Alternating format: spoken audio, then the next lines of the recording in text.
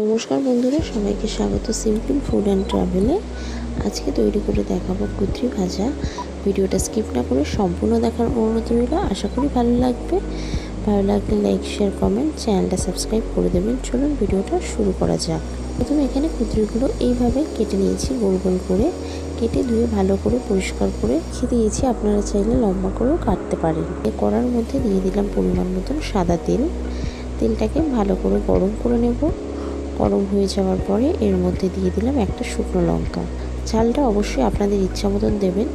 শুকনো লঙ্কাটা ভাজা হয়ে যাওয়ার পরে এর মধ্যে দিয়ে দিচ্ছি কুঁদরিগুলো, দিয়ে তার মধ্যে পরিমাণ মতো নুন আর পরিমাণ মতো হলুদ গুঁড়ো দিয়ে ভালো করে একটু নাড়াচাড়া করে নেব। মিডিয়াম টু লো ফ্লেমে রেখে নাড়াচাড়া করে নিচ্ছি। আপনারা যারা চ্যানেলে নতুন ভিডিও দেখছেন অবশ্যই চ্যানেলটি সাবস্ক্রাইব করে দেবেন।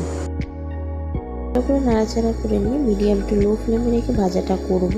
আস্তে আস্তে আবারও 2-3 মিনিট পরে আবারও একটু উল্টে পাল্টে নাড়াচাড়া করে নিচ্ছি। এইভাবে হালকাভাবে মিডিয়াম টু লো ফ্লেমে রেখে 5 মিনিট 6 মিনিট অন্তর অন্তর ভালো করে নাড়াচাড়া করে নিচ্ছি। এদিকে এর মধ্যে একটু সামান্য পরিমাণে আলু দেবো, তার জন্য আলুগুলো এইভাবে কেটে নিয়েছি। আলুগুলো কেটে ধুয়ে রেখে তারপরে দিয়ে দিলাম, দিয়ে ভালো করে কুঁদরির সাথে মিশিয়ে নিচ্ছি। আলুগুলো একটু পরেই দিলাম, কারণ কি কুঁদরি ভাজতে অনেকক্ষণ সময় লাগে, তাই জন্যে আলুগুলো একটু বেশি নরম হয়ে যাবে, তাই জন্য একটু পরে দিয়ে নাড়াচাড়া করে নিলাম। নাড়াচাড়া করে নিয়ে এবার এর মধ্যে একটা মিডিয়াম সাইজের পেঁয়াজ কুচি দিয়ে দিলাম, দিয়ে আবারও ভালো করে নাড়াচাড়া করে নিচ্ছি। আপনারা যারা চ্যানেলটি সাবস্ক্রাইব করেছেন তাদেরকে অসংখ্য ধন্যবাদ। এইভাবে কুঁদরিটা ভাজলে খুব সুন্দরভাবে কুঁদরিটা ভাজাও হয় আর খেতেও ভালো লাগে। এই কুঁদরি ভাজা এই গরমকালে রুটির সাথে বেশি ভালো লাগে খেতে। এইভাবে সম্পূর্ণটা ভেজে নিচ্ছি।